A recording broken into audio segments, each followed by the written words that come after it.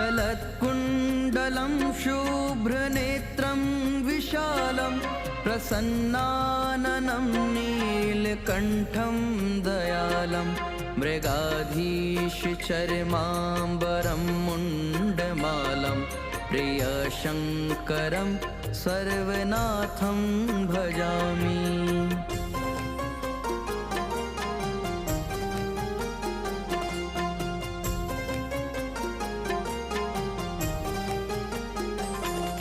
प्रचण्डं प्रकष्टं प्रगल्भं परेशम् अखण्डम् अजं भानुकोटिप्रकाशं त्रयशूलनिर्मूलनं शूलपाणिं भजेऽहं भवानी पतिं भावगम्यम्।